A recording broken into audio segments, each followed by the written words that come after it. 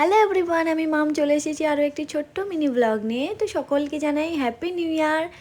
তো এদিকে আমরা চলে এসেছিলাম অ্যাক্রোপলিসের অপোজিটে একটু খাবো বলেই, ছোট ছোট বাচ্চাদেরকে নিয়ে ঘুরতে যাওয়ার আর প্ল্যান করিনি, একটু খাবো বলেই চলে এসেছিলাম। সবাই খাওয়াই পছন্দ করে পিৎজা, তো এর জন্য চলে এসেছিলাম। তো একটু ওদের আসতে লেট হয়ে গেছিলো, কেন কি রাস্তা বলা হয়েছিল এক, চলে এসছে আর এক রাস্তায়, কেন কি আমাদের একটু প্রবলেম ছিল, তেলটা আগে ভরতে হতো।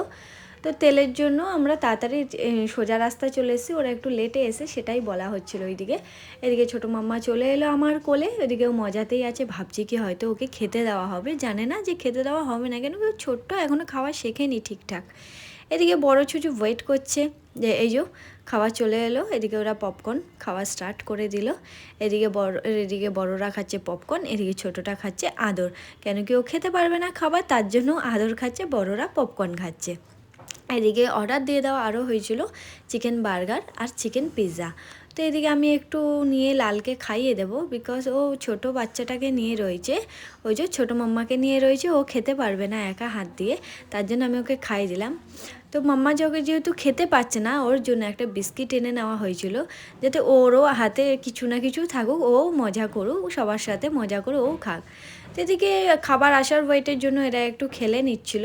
তো এবার চলো এর খাবার দেখে নাও যে ও কী করে দিল বিস্কিটটাকে। বেচারা হাত দিয়ে পড়ে গেছে বলে ও কান্না স্টার্ট করে দিয়েছে, কিন্তু ওর একটু একটু খিদু পেয়ে গেছিলো, তো ওইটা বিস্কিটটাও খাচ্ছিল। তো খাওয়ার পরে এদিকে চলো আমাদের এসেই গেল আমাদের নাম্বার পিৎজা আর বার্গারের। তো আমরা আনতে চলে গেলাম, আমি বার্গার নিয়ে এলাম, লাল নিয়ে এলো পিৎজা। তো এদিকে আনার পরে এবার রেডি করা হবে বাচ্চাদেরকে, যে ওদের গা থেকে, কেন কি ওদের হাত থেকে পড়তেই থাকে জিনিস, ছোট্ট বেবি তো ওরা ঠিকঠাক খেতে পায় না, তার জন্য লাল ওদের গায়ে ঠিকঠাক ন্যাপকিনটা দিয়ে দিচ্ছিলো যাতে না পড়ে যায়। এদিকে বড়দের রেডি করছিল, এদিকে ছোটোটা তো ব্যস্তই রয়েছে বোতল নিয়ে। এদিকে আমি একটু মনাকে খাইয়ে দিচ্ছিলাম, কেন কি ও খুব ফেলে দেবে, গায়ের মধ্যে লাগিয়ে দেবে, এই শীতকালের মধ্যে নোংরা হয়ে যাবে ড্রেস, তার জন্য আমি একটু খাইয়ে দিচ্ছিলাম। এদিকে আমি দিয়ে দিলাম, ভাগ করে দিচ্ছিলাম আমি, কেন কি ওরা পিৎজাটা ঠিকঠাক কেটেই দেয়নি, আর গরমও ছিল বলে তো একটু সময় লাগছিলো। তো আমি এক বাইট নিয়ে নিলাম। এদিকে লাল বার্গার খাওয়া স্টার্ট করে দিল, ও একটু পিৎজা কমই খায়, পিৎজার থেকেও বার্গারটা একটু বেশি পছন্দ করে। তো এদিকে মোটামুটি আমাদের খাওয়া হয়ে গেছে কমপ্লিট।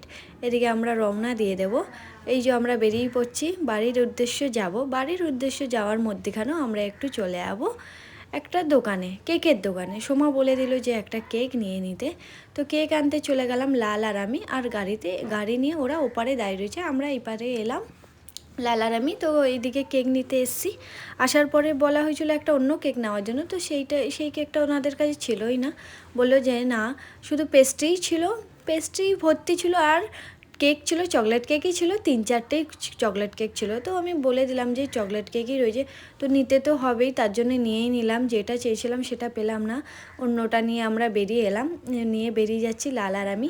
ওপারে ওরা ওয়েট করছে, আমরা চলে যাবো ওপারে। তো এই যে আমরা এসে গেছি বার্থডে বাড়িতে। এই যে বার্থডেটা হচ্ছে গিয়ে এই যে ইনি হচ্ছে গিয়ে সোমার বাবা, আর হচ্ছে গিয়ে ছোটোটার দাদু, আমার হয় জামাইবাবু, আর ইনি হচ্ছে গিয়ে দিদি। তো এসে গেলাম, এই যে বার্থডে সেলিব্রেট হচ্ছে। তো রিলেশানে আমাদের সোমারা আমার বেস্ট ফ্রেন্ড হয় সোমা, আর রিলেশানেও আমাদের পরে ও আমার দিদির ননদের মেয়ে, তো আমরা একটা রিলেশানেও রয়েছি, রিলেটিভের মধ্যে আমরা সবাই। এই যে কেক কাটা হয়ে গেল, এই যে আমরা খাওয়া স্টার্ট করে দিচ্ছি, কেকটা খেয়েও নিলাম। কেকটা খাওয়ার পরে আমরা এবার বেরিয়ে পড়লাম বাড়ির দিকে। এবার আমরা বাড়ি যাচ্ছি, একে বলা হচ্ছিলো যে ঘুমিয়ে গেছে, কিন্তু ও এখনও ঘুমোয়নি, ও জেগেই রয়েছে। চলো এবার আমরা টাটা করে দিচ্ছি, টাটা। এই যে দেখে নাও লাস্টে আমাদের কি অবস্থা, এই যে দেখাচ্ছে যে কে কেমন থাকে। চলো বাই বাই।